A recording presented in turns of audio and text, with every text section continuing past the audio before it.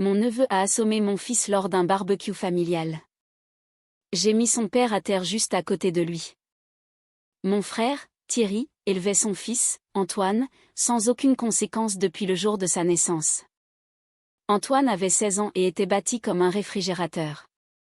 Il faisait de la lutte en compétition depuis l'âge de 7 ans et avait remporté les championnats régionaux 3 années de suite. Tout le monde dans la famille savait qu'Antoine était talentueux. Tout le monde savait aussi qu'Antoine était méchant. Il utilisait sa taille et sa force pour intimider quiconque était plus petit que lui.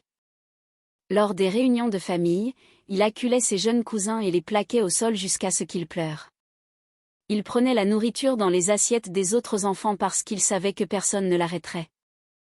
Il faisait des commentaires sur les autres enfants, les traitant de faibles et de pathétiques, tandis que ses parents souriaient fièrement à leur fils fort et athlétique. Mon fils, Léo, avait 12 ans et était petit pour son âge. Il adorait lire et construire des maquettes d'avions et n'avait jamais eu une seule bagarre de sa vie. Il était calme et doux et évitait Antoine autant que possible. Antoine l'avait remarqué et avait décidé que Léo était la cible parfaite. Le harcèlement durait depuis environ 2 ans. Chaque fois que nous allions chez Thierry ou que nous nous retrouvions chez mes parents, Antoine trouvait un moyen de tourmenter Léo. Il le poussait contre les murs quand aucun adulte ne regardait. Il le faisait trébucher et riait quand il tombait. Il lui chuchotait des menaces sur ce qu'il ferait si Léo en parlait à qui que ce soit. Léo me suppliait de ne rien dire, car il avait peur que cela n'aggrave les choses. J'en ai parlé une fois à Thierry. Je lui ai dit qu'Antoine était trop brutal avec Léo et que ça devait cesser. Thierry a balayé la main et a dit que les garçons étaient comme ça. Il a dit qu'Antoine ne faisait que plaisanter. Il a dit que Léo devait se muscler et arrêter d'être si sensible. Il a suggéré que si Léo faisait du sport au lieu de lire toute la journée, il ne serait pas une cible si facile. Sa femme, Sophie, acquiesçait et disait qu'Antoine ne voulait faire de mal à personne. Elle disait qu'il était juste compétitif. Elle a dit que je réagissais de manière excessive à un comportement d'enfant normal. J'ai arrêté d'en parler, car il était clair qu'il s'en moquait. J'essayais juste de garder Léo loin d'Antoine autant que possible. Puis vint le barbecue d'été chez mes parents. Toute la famille était là, y compris les tantes et les oncles et les cousins que nous ne voyions qu'une fois par an. Thierry est arrivé en se vantant du dernier tournoi de lutte d'Antoine. Il a dit que les recruteurs universitaires le surveillaient déjà. Il a dit que les bourses d'études complètes étaient pratiquement garanties. Il a dit qu'Antoine serait le premier athlète de niveau première division de la famille. Il était insupportable, mais je l'ai ignoré, car j'avais appris il y a longtemps qu'interagir avec Thierry ne faisait qu'empirer les choses. Je gardais un œil sur Léo et je m'assurais qu'il reste près des adultes. Pendant la première heure, tout allait bien. Puis je suis allée à l'intérieur pour utiliser les toilettes. J'étais partie peut-être 3 minutes. Quand je suis revenue dehors, j'ai entendu des cris venant du côté de la maison. J'ai couru vers le bruit et j'ai trouvé Léo inconscient par terre. Son nez saignait, ses yeux étaient fermés et il ne bougeait pas. Antoine se tenait au-dessus de lui, secouant son poing comme s'il venait de porter un coup. Plusieurs enfants plus jeunes pleuraient et pointaient Antoine du doigt. L'un d'eux criait qu'Antoine avait frappé Léo au visage sans aucune raison. Je me suis agenouillée près de mon fils. Son visage était pâle et sa respiration superficielle. J'ai appelé son nom, mais il n'a pas répondu. Quelqu'un derrière moi appelait une ambulance. J'ai tenu la tête de Léo et j'ai essayé de le réveiller, mais il était complètement sans connaissance. Mon garçon doux et calme qui n'avait jamais fait de mal à personne. Allongé par terre parce qu'un monstre de 16 ans avait décidé de l'utiliser comme punching ball. Thierry est arrivé en trottinant, demandant ce qui s'était passé. Antoine a immédiatement commencé à parler. Il a dit que Léo avait commencé. Il a dit que Léo l'avait insulté. Il a dit qu'il ne faisait que se défendre. Il a dit que Léo avait frappé le premier et qu'il n'avait pas eu le choix. J'ai regardé les enfants en pleurs qui se tenaient à proximité. Je leur ai demandé ce qui s'était réellement passé. L'un d'eux a dit que Léo n'avait rien fait. Elle a dit qu'Antoine s'était approché et avait exigé le soda de Léo. Elle a dit que lorsque Léo avait dit non, Antoine l'avait frappé au visage de toutes ses forces. Elle a dit que Léo ne l'avait même pas vu venir. Thierry a secoué la tête. Il a dit que les enfants exagéraient. Il a dit qu'il devait y avoir plus dans l'histoire.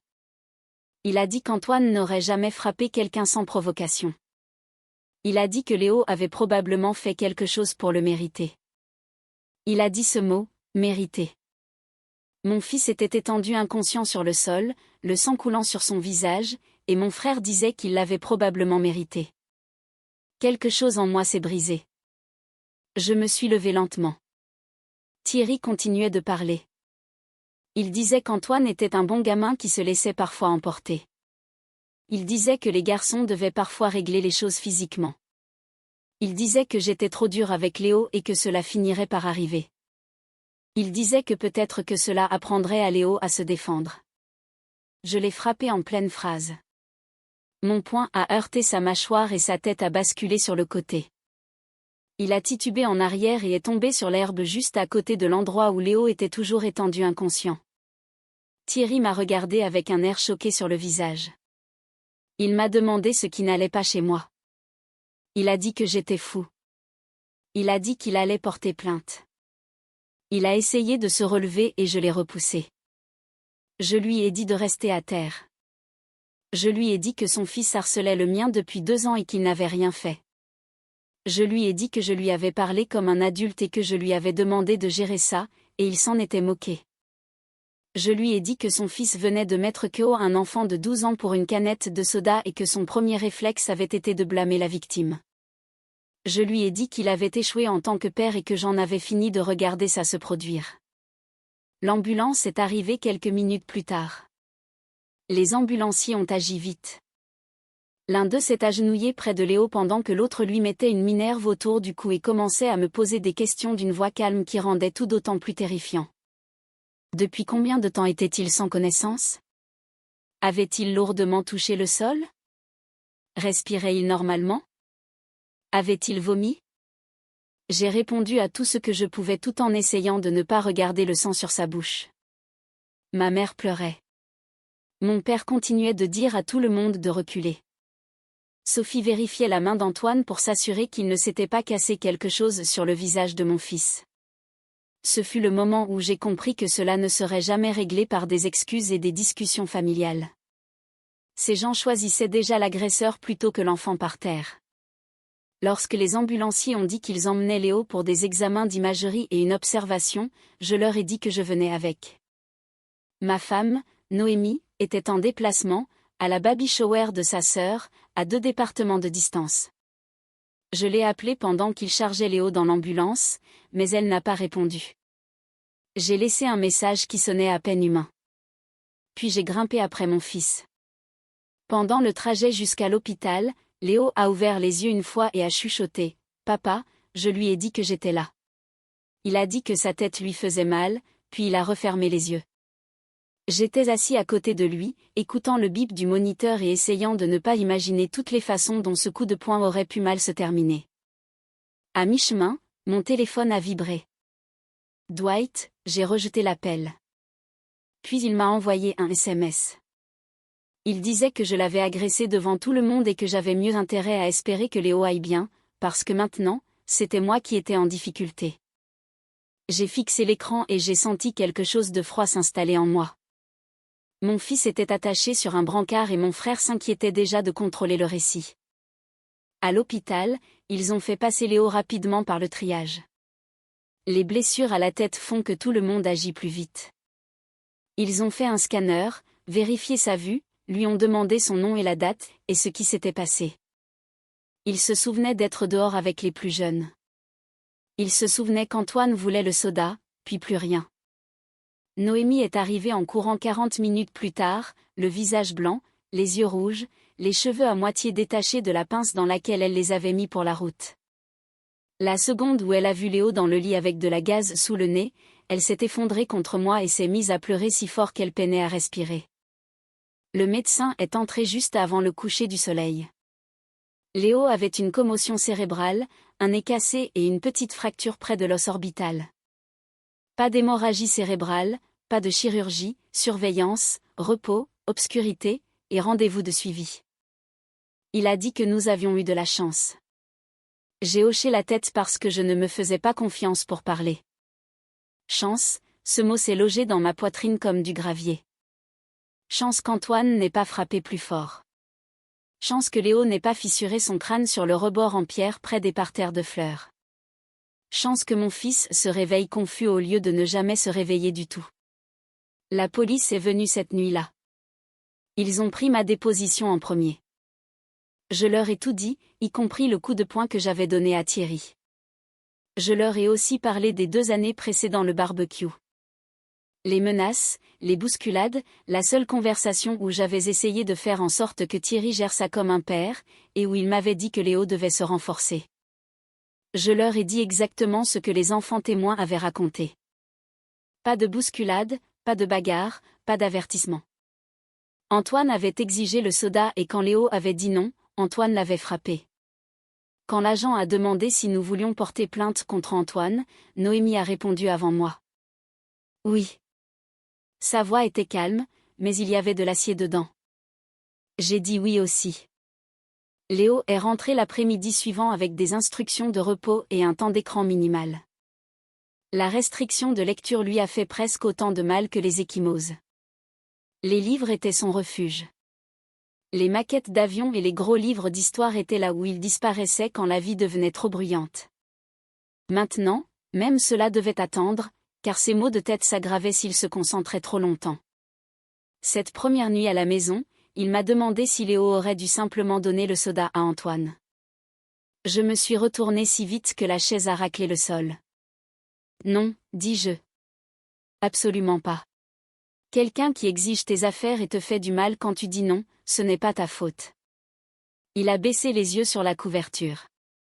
Puis il a dit quelque chose qui a frappé plus fort que n'importe quel coup de poing que j'avais donné ce jour-là.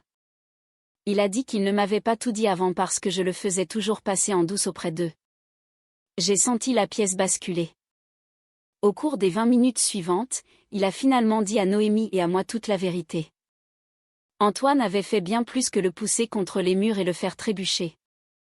Il avait plaqué Léo derrière le garage à Thanksgiving, lui avait tordu le poignet jusqu'à ce qu'il pleure, arraché des pièces de ses maquettes d'avion, et avait ri pendant que Léo les cherchait. Une fois, il avait serré l'arrière du cou de Léo si fort que cela avait laissé des bleus. Il avait dit à Léo que personne ne le croirait s'il parlait, parce que les gens comme Antoine étaient toujours crus plutôt que les gens comme lui. Cette phrase m'a anéanti. Non pas parce qu'elle était dramatique, mais parce qu'elle était rationnelle. Antoine avait parfaitement compris dans quel genre de famille il vivait. Une où le charme plus la taille plus les trophées l'emportaient sur la vérité. Le lendemain matin, ma mère a appelé. Elle a demandé comment allait Léo avec la même voix essoufflée que les gens utilisent avant de passer à leur vrai point. En moins d'1 minute, elle parlait de la complexité que tout cela était devenu à cause du rapport de police. Mon père a appelé après cela pour dire qu'il aurait souhaité que je fasse preuve de plus de retenue et que les 2 garçons avaient fait des erreurs. Les 2 garçons. Je lui ai raccroché au nez. Sophie avait posté quelque chose de vague en ligne sur des gens qui instrumentalisent des incidents isolés pour ruiner des enfants prometteurs. Un cousin m'a envoyé une capture d'écran. Noémie a commenté une seule phrase. Votre fils a envoyé le nôtre à l'hôpital. Sophie a supprimé la publication 10 minutes plus tard, mais la ligne était tracée. Puis les déclarations des témoins ont commencé à arriver. Chaque jeune cousin qui avait vu le coup de poing a raconté la même histoire. Antoine avait exigé le soda. Léo avait dit non. Antoine l'avait frappé. Personne n'a soutenu la version de l'autodéfense d'Antoine. Pas une seule personne. C'était déjà assez grave pour Thierry. Puis les choses ont empiré. L'école a commencé à poser des questions parce qu'un des enfants témoins avait un frère aîné dans l'équipe de lutte. Soudainement, 2 garçons de l'équipe d'Antoine ont admis qu'ils les avaient malmenés avant l'entraînement et les avaient menacés pour qu'ils se taisent. Un autre garçon a dit qu'il l'avait poussé contre un casier lors d'un tournoi parce qu'il pensait qu'il le regardait trop longtemps. Une fois que les adultes extérieurs à la famille ont commencé à enquêter, ils ont trouvé exactement ce que je m'attendais à trouver. Ce n'était pas une perte de sang-froid ponctuelle. C'était un schéma. Thierry m'a appelé en hurlant que j'avais ruiné l'avenir de son fils. Je lui ai dit non. C'est lui qui l'avait ruiné, une excuse à la fois. Il a dit qu'Antoine avait fait une seule erreur. Je lui ai dit qu'une seule erreur ne vient généralement pas avec des témoins, des victimes précédentes et une commotion cérébrale. La thérapie a commencé la semaine suivante. Léo ne voulait pas y aller. Il a dit que la thérapie était pour les gens qui ne pouvaient pas gérer leurs problèmes. Cette phrase ressemblait tellement à quelque chose qu'Antoine dirait que Noémie a dû prendre le relais avant que je ne perde la tête. Elle a dit à Léo que la thérapie était juste un endroit où il n'avait pas à être courageux pour qui que ce soit pendant 1 heure. Yo, pause. Léo qui dit que la thérapie c'est pour les gens qui ne gèrent pas leurs problèmes. Mec, il a littéralement 12 ans. Ça l'a fait entrer. Son thérapeute, Docteur Levent, était le genre d'homme qui parlait doucement sans avoir l'air faux. Après la 3e séance de Léo, il s'est assis avec Noémie et moi et a dit que la chose la plus importante maintenant était la cohérence, la sécurité, aucun contact familial forcé, aucun discours sur le pardon, pas de minimisation. Il a dit que la honte grandissait en Léo depuis longtemps et que les enfants confondaient souvent le fait d'être ciblés avec le fait d'être faibles. Je lui ai dit qu'il n'y aurait aucun contact. 2 dimanches plus tard, mes parents ont invité tout le monde à régler les choses en famille. J'aurais dû dire non. Noémie voulait que je dise non, mais une partie têtue et endommagée de moi voulait encore voir si la preuve pouvait faire honte aux gens et les amener à la décence. Elle ne le pouvait pas. Dès que je suis entrée dans le salon de mes parents, j'ai su ce que c'était. Une intervention, mais pas pour l'enfant violent. Pour moi. Mes parents sur le canapé, Thierry et Sophie assis côte à côte, 2 tantes, un oncle et quelques cousins disposés sur des chaises comme s'ils attendaient une confession. Ma mère a commencé par dire à quel point la famille était devenue tendue. Mon père a enchaîné avec un discours sur les émotions qui s'emballaient. Puis ma mère a dit que Thierry était prêt à oublier mon agression contre lui si je m'engageais à arrêter de coopérer avec la plainte contre Antoine. J'ai ri. Je n'ai pas pu m'en empêcher. Le tout était trop déformé pour être pris au sérieux. Personne ne dit qu'Antoine avait raison, a dit l'une de mes tantes. Mais ruiner l'avenir d'un garçon pour un seul incident violent semble extrême. Je l'ai regardé. Quelqu'un vous a-t-il parlé des 2 années précédant le barbecue, ai-je demandé. Quelqu'un vous a-t-il dit que d'autres garçons de son équipe s'étaient manifestés? Ou Thierry a-t-il omis ses parties parce qu'elle gâchait l'histoire du pauvre athlète tragique? Silence. Sophie a dit que je n'avais aucune preuve de cela. Je lui ai dit que nous avions la déposition de Léo. Des déclarations de témoins, des plaintes de l'école, et un thérapeute documentant le traumatisme. Thierry a marmonné que je transformais mon fils en victime pour attirer l'attention. Je me suis levée si vite que ma chaise a raclé. Mon fils est une victime, ai-je dit. Il a été harcelé pendant 2 ans, frappé inconscient, et on l'a blâmé pour ça pendant que les adultes se souciaient des chances de bourse de votre fils. Ma mère s'est mise à pleurer. Mon père m'a dit de ne pas lui parler ainsi. C'en était trop. Non, j'ai dit, vous m'écoutez tous. Si l'un de vous choisit Thierry et Antoine après ça, alors vous choisissez des gens qui blessent des enfants et qui mentent à ce sujet. Et si c'est votre choix, vous n'avez pas accès à ma famille. Ni moi, ni Noémie, ni Léo. Ma mère a eu l'air stupéfaite. Tu nous priverais de notre petit-fils? Je priverais mon fils de quiconque pense que sa douleur est négociable, ai-je dit. Puis je suis sortie. 3 personnes m'ont suivi dans l'allée. Pas mes parents, pas Thierry, mais ma cousine Rachida, mon oncle Benoît, et ma tante Sophie, une autre. Rachida pleurait. Elle a dit que ces garçons s'étaient aussi plaints qu'Antoine était trop brutal avec eux, et qu'elle avait laissé passer parce que Thierry appelait toujours ça de la compétitivité. Oncle Benoît a dit, mon père détestait tellement les conflits qu'il préférait rester dedans pour toujours plutôt que de le confronter. Tante Sophie m'a pris dans ses bras et a murmuré qu'elle était désolée qu'ils aient laissé les choses aller si loin. Cette allée fut l'endroit où la famille s'est réellement scindée. Après cela, plus de gens ont commencé à parler, d'abord à voix basse. Un cousin a mentionné qu'Antoine volait de l'argent de poche à un garçon plus jeune lors d'un tournoi. Quelqu'un d'autre a dit qu'il aimait acculer les enfants plus petits lors des fêtes de fin d'année et les forcer à dire des choses pour son amusement. Une fois que l'image du sportif parfait s'est fissurée, la laideur cachée en dessous est devenue impossible à ignorer. Puis l'école a suspendu Antoine de la compétition en attendant l'examen de conduite. C'est là que Thierry a vraiment perdu le contrôle. Il s'est présenté à ma porte un mercredi soir, frappant à la porte d'entrée si fort que les cadres de tableau vibraient. Léo s'est figé sur le canapé. Je lui ai dit de monter et d'attendre là pendant que je sortais. Le visage de Thierry était rouge de fureur. « Arrange ça », m'a-t-il dit. Non, il a perdu son poste de capitaine. Tant mieux. Les recruteurs se retirent. Ce n'est pas mon problème. Il s'est rapproché et a dit que j'avais toujours détesté que son enfant soit meilleur que le mien. Meilleur en quoi ? Ai-je demandé. En blessant les gens plus petits. Puis il a fait l'erreur de dire que Léo avait fait l'acteur impuissant. Je me suis approché si près que nous étions presque poitrine contre poitrine. Dis encore une chose sur mon fils, ai-je dit. Pour la première fois de ma vie, je crois que Thierry a réalisé que je ne participais plus à nos anciens rôles. Je n'étais plus le petit frère qui essayait de maintenir la paix. Je n'étais plus celui qui lissait les choses pour que maman se calme. J'avais fini. Il a changé de tactique et a commencé à parler de nos parents. Maman pleure tous les jours.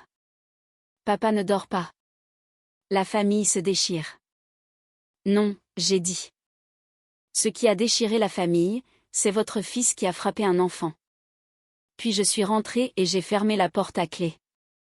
Le casier d'Antoine s'est terminé par une période de probation, des conseils, une gestion de la colère et des travaux d'intérêt général. Parce qu'il était toujours mineur, et parce que c'était sa première infraction formelle, le tribunal lui a donné une chance de sauver ce qui pouvait encore l'être. Thierry a jugé ce résultat injuste. Je l'ai qualifié de clémence. L'école l'a retiré de son rôle de leader et l'a mis de côté pour la saison. Pendant ce temps, Léo guérissait par paliers inégaux. Les bleus se sont estompés avant la peur. Il sursautait au bruit fort. Il détestait être dehors seul. Certaines nuits, il se réveillait désorienté et en colère parce que ses rêves se terminaient toujours par une forme se précipitant vers son visage. Mais petit à petit, les choses se sont améliorées. Moins de maux de tête, un meilleur sommeil, de plus longues périodes où Antoine n'était pas mentionné du tout. Puis un après-midi, il nous a surpris. Il a demandé s'il pouvait prendre un cours d'autodéfense. Pas de lutte, a-t-il dit rapidement quand je l'ai regardé. Quelque chose qui vous apprend à vous éloigner des gens plus grands. Alors, nous avons trouvé un petit club de jiu-jitsu dirigé par un instructeur patient qui parlait plus de contrôle que d'agression. Léo était nul au début et détestait se sentir maladroit. Puis, un soir, après environ 6 semaines, il est monté dans la voiture et a dit calmement, « Aujourd'hui, j'ai appris à me dégager de quelqu'un de plus grand. » Il gardait les yeux sur la route parce qu'il savait que s'il le regardait à ce moment-là, il pleurerait. Pour Thanksgiving, nous étions complètement sortis de l'orbite familiale. Ma mère a envoyé un message disant que la porte était toujours ouverte quand j'étais prêt à arrêter de punir tout le monde. Je l'ai lu 2 fois, posé mon téléphone, et n'ai jamais répondu. Nous avons pris Thanksgiving à la maison à la place. Petit, calme, en sécurité. Noémie a cuisiné trop de nourriture. Léo a fait une piste d'atterrissage en papier pour l'un de ses avions et l'a posée au milieu de la table comme une blague. Personne n'a été acculé. Personne n'a été menacé. Personne n'a été frappé. C'était la fête la plus calme que j'ai jamais eue. Noël était mieux. À ce moment-là, Léo dormait la plupart des nuits à nouveau. Il a déballé une épaisse encyclopédie d'aviation et a souri si fort que tout son visage s'est transformé. À un moment donné, il a regardé autour du salon et a dit « C'est mieux que chez mamie ». Il l'a dit simplement, comme un fait dont il n'avait plus honte. 1 an après le barbecue, j'ai croisé Thierry et Sophie dans un supermarché de l'autre côté de la ville. Ils avaient l'air plus vieux. Pas de manière spectaculaire, juste usés de la façon dont les gens ont l'air quand la vie cesse de coopérer avec l'histoire qu'ils se racontent sur eux-mêmes. Antoine n'était pas avec eux. Thierry m'a vu le premier. Pendant 1 seconde, j'ai pensé qu'il allait m'ignorer. Au lieu de cela, il a dit « Tu penses toujours avoir eu raison ? J'avais des gaufres surgelés dans mon caddie et du liquide vaisselle et des céréales. Mon fils était à la maison en train de faire ses devoirs et de planifier la prochaine maquette qu'il voulait construire. Vie normale, vie en sécurité, vie difficile. J'ai regardé Thierry et j'ai dit, tous les jours. Puis j'ai tourné dans une autre allée et j'ai continué à marcher. Il y avait une dernière chose que j'ai faite qui a rendu la séparation permanente. En janvier, après des mois de messages vocaux et de SMS culpabilisants envoyés par des proches, j'ai changé les serrures, installé des caméras, et envoyé une courte lettre recommandée à mes parents, Thierry et Sophie. Elle disait la même chose aux 4, ne venez pas chez moi sans y être invité. Ne contactez pas Léo directement. N'envoyez pas de cadeaux, de lettres ou d'excuses par l'intermédiaire d'autres membres de la famille. Tout contact futur se fera uniquement par email et seulement en cas d'urgence réelle. Noémie a lu la lettre avant que je l'envoie et a dit, en voilà exactement comme ça. Alors, je l'ai fait. Ma mère a répondu avec un message de 3 pages sur les cœurs brisés et les malentendus et comment un terrible après-midi avait effacé une vie entière d'amour familial. J'ai failli répondre. Puis j'ai pensé à Léo disant qu'il ne m'avait pas tout dit parce que je le faisais toujours passer en douce auprès d'eux. J'ai supprimé l'ébauche et j'ai bloqué son email aussi. C'était la partie que je n'avais jamais comprise quand j'étais plus jeune. Les limites ne sont pas dramatiques parce qu'elles sont bruyantes. Elles sont dramatiques parce qu'elles sont claires. Les gens qui bénéficient de la confusion agissent toujours comme si la clarté était de la cruauté. Noémie l'a compris avant moi. Un soir, alors que nous faisions la vaisselle après le dîner, elle m'a tendu un torchon et m'a dit « Tu sais ce qui a finalement changé ?» J'ai demandé quoi. Elle a dit « Tu as arrêté d'espérer qu'ils deviendraient soudainement les gens qu'ils n'ont jamais été. Tu as commencé à protéger Léo des gens qu'ils sont réellement. » Elle avait raison. J'avais passé des années à négocier avec une version imaginaire de ma famille. La version raisonnable, la version aimante, la version qui entendrait la vérité et se corrigerait. Mais la vraie version était celle qui regardait un enfant saignant sur l'herbe et cherchait encore des excuses. Une fois que j'ai accepté cela, tout est devenu plus simple, pas plus facile, plus simple. Léo n'avait pas besoin que je préserve une image familiale brisée. Il avait besoin que je le croie plus vite qu'il ne le niait.